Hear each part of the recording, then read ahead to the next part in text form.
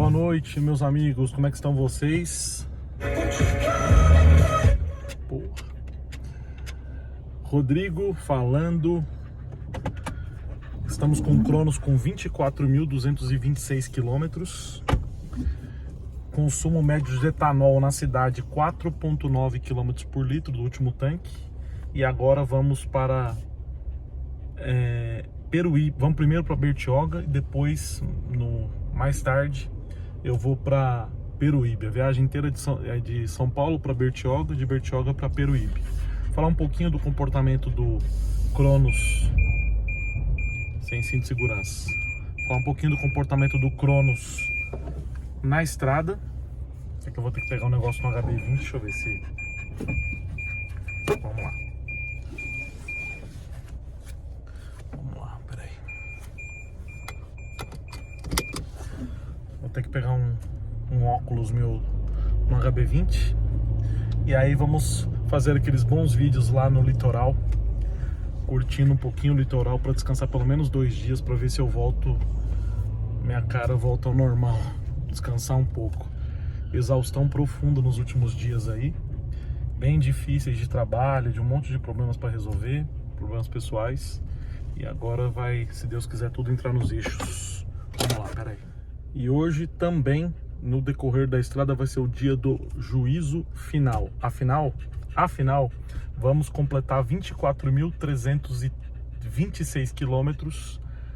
É exatamente isso, porque pegamos com 23.326, vamos completar 1.000 quilômetros na estrada. Então estamos autorizados a fazer o juízo final. Acompanha aí. Bom, meus amigos, a caminho do litoral sul, eu vou para Peruíbe. Eu ia passar em Bertioga, mas não vou direto para Peruíbe. E aí tô com os cachorros no carro aqui. Eu e mais 2 seres vivos de 4 patas, muito carinhosos por sinal. Estamos aqui com 24.232 quilômetros. O consumo nesse percurso aqui de cidade é de 5 km por litro de etanol. E eu vou zerar aqui. Não vou zerar não, vou deixar porque o tanque estava cheio. Aliás, vou zerar só o trip. Vamos zerar só o trip A, porque o trip A é o que mostra ali em cima, entendeu? Vamos ver aqui, ó. Pera aí. Trip A é o que mostra ali em cima. Vamos zerar só o trip A e vamos pegar aqui a rodovia e vamos fazer o vídeo do juízo final. Bora lá. Pegando a rodovia dos imigrantes. Lá, entrou aqui na rodovia com consumo médio de 8,3 km por litro, né? E aí a tendência andando dentro da velocidade da via vai ser gastar pouco combustível, já que esse carro tem uma tendência de ir jogando as marchas para deixar mais econômico, né? E aí vai começar a mesma história aqui na rodovia.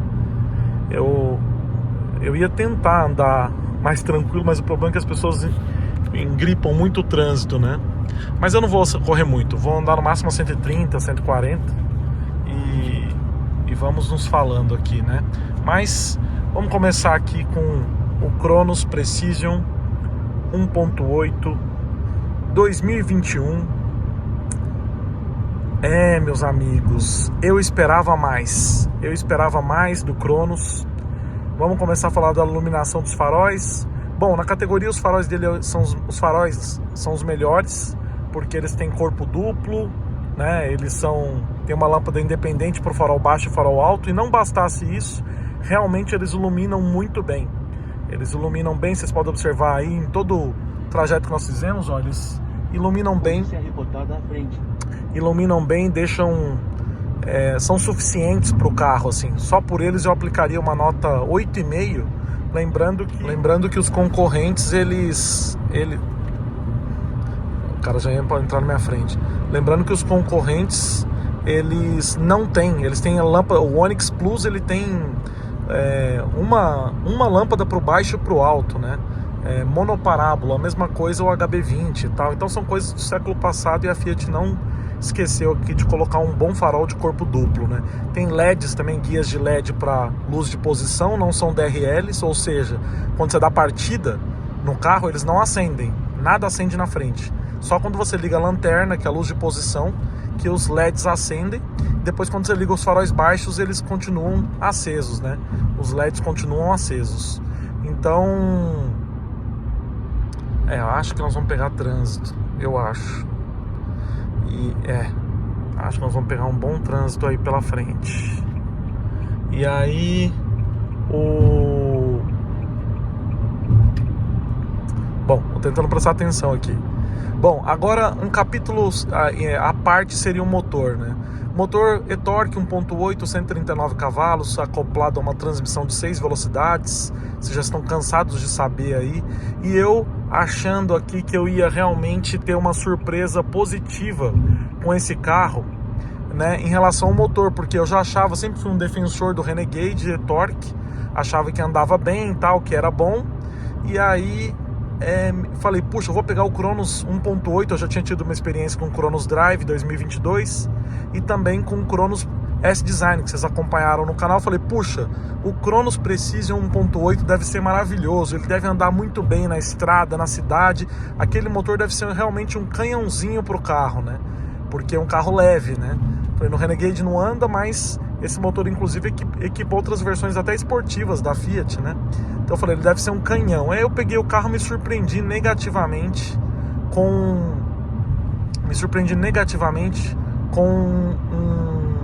um motor que não empolga, né? Ele não é um motor ruim, mas ele não empolga. É aquele motor que você fala assim, não, ele deve ter...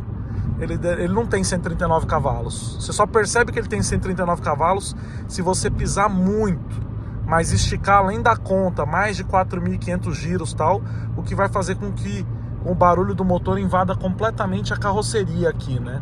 Então, olha isso. É isso que eu acho errado. Por exemplo, ó, a velocidade de todo mundo aqui tá em média uns 90 km por hora e o cara tá a 120 cortando todo mundo ali, entendeu? Cortando todas as pessoas a 180, né? E tem um cara do Nivus aqui também completamente grudado. Eu tô na terceira faixa e ele tá cortando todo mundo, né? Mas, então eu falei, puxa, o motor não empolga, fiquei triste, assim, porque eu achei que com as rodas 16 e com o motor, com o câmbio automático que faltou nos outros que nós pegamos, né? E com o motor mais potente, que ele seria realmente muito, muito bom. Que ele seria um carro confortável, que andava duro assim, duro no sentido de veloz, e que fosse ser bem um carro rápido e confortável, macio, tal, porque o Cronos tem isso. O Cronos ele precisa de um motor turbo para ser condizente com o próprio carro que ele é, o conforto que ele transmite, de suspensão, tal, e por aí vai, né? Mas aí eu me surpreendi. Então, assim, o motor é aceitável, tá? O consumo de combustível é deveras elevado na cidade com etanol, e com etanol o único combustível que empurra ele bem. A maioria, quando ele está com gasolina, ele vai bem lento, né? Bem mais lento do que seria com etanol, uma diferença significativa.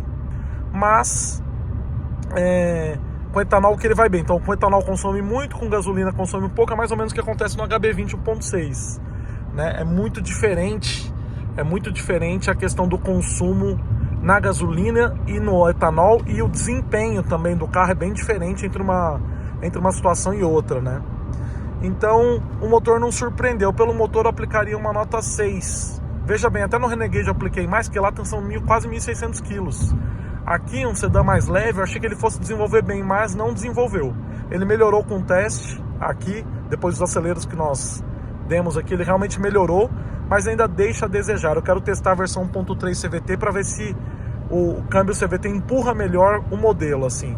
Mas o Cronos é carente de um motor e uma transmissão melhor, assim. Seria muito mais competitivo no mercado. Lógico que eles iam também aumentar muito o preço, mas realmente ele deixa a desejar nesse aspecto, né? Os limpadores de para-brisa estão ok também. Às vezes eles deixam de limpar uma área importante ali do para-brisa, tanto quanto acontecia na outra versão ali do S-Design, né? O comportamento na chuva do carro é excelente, o isolamento acústico da cabine é muito bom no Cronos. Eu já falava isso desde quando eu testei o Argo 1.0 Drive 2021, lá aquela cor cinza Silverstone. Eu testei o carro e falei, nossa, como esse carro é bem isolado na chuva. E na época eu estava andando muito com o Onix Plus, eu falei, nossa, o Argo é muito mais isolado que o Onix na chuva e dos ruídos lá fora. A mesma coisa aqui em relação ao Cronos. Ele é bem silencioso se não fosse o motor aqui, que nesse caso gira baixo, né? É diferente lá do S-Design.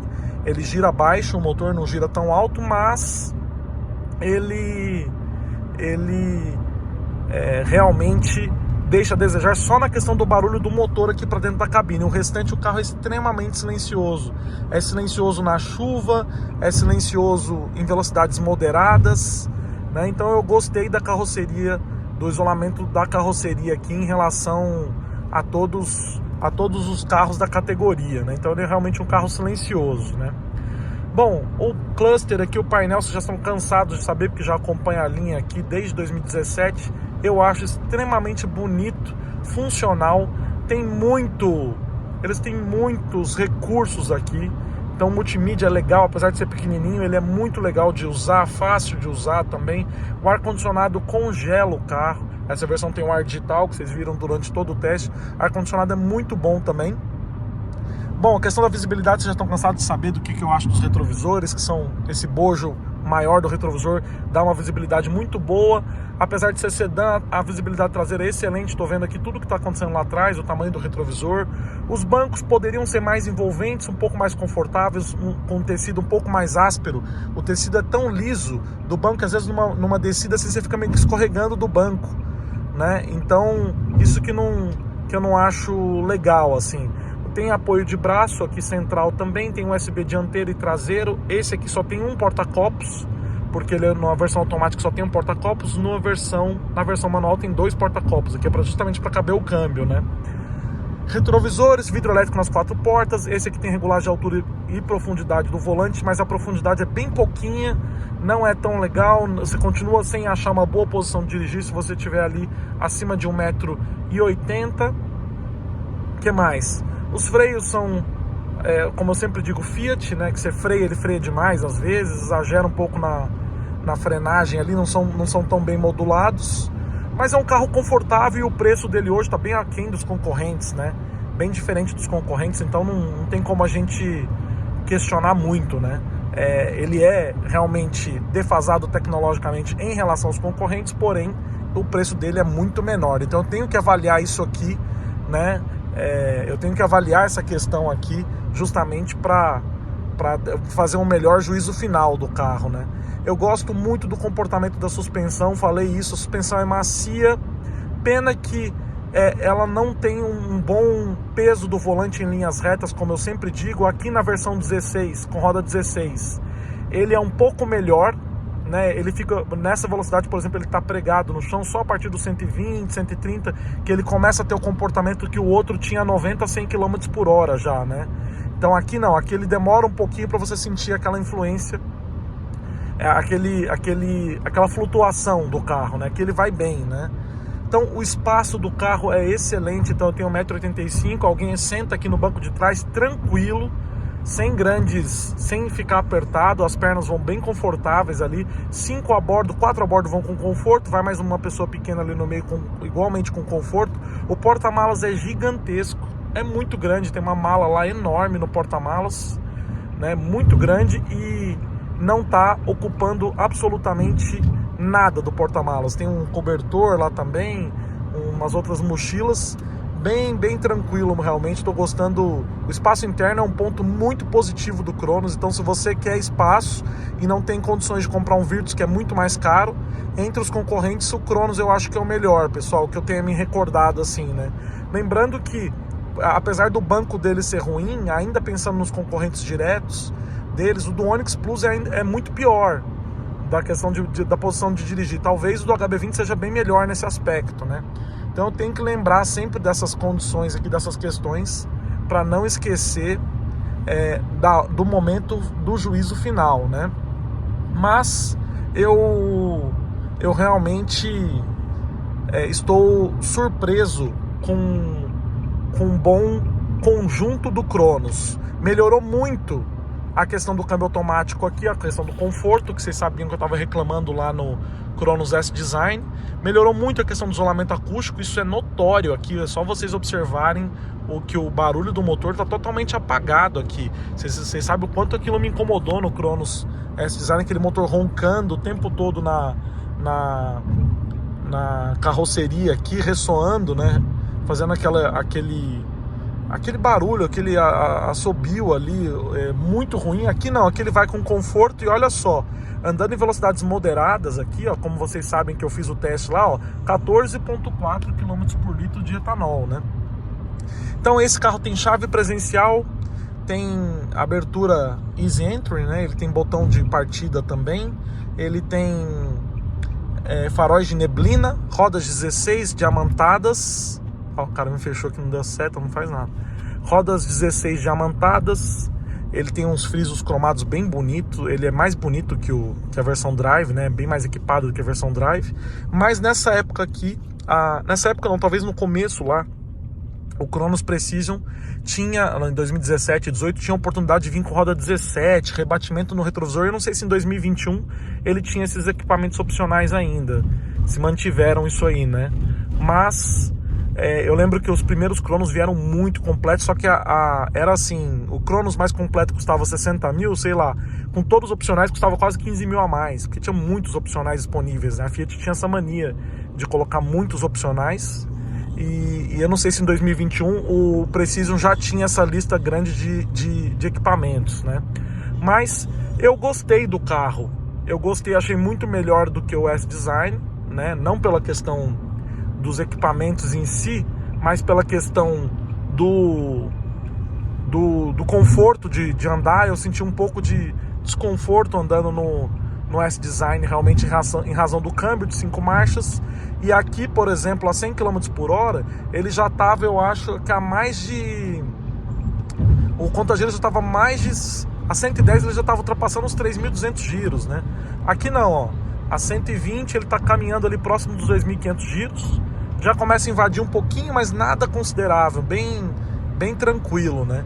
E ele caminha, como eu falei, bem aqui nesse aspecto, né? Então o Cronos, realmente o Cronos Precision me surpreendeu pela questão de uma melhoria significativa do conforto aqui, porém me surpreendeu em relação ao S-Design, mas não me surpreendeu do que a expectativa. O que eu quero dizer é que a expectativa era muito maior.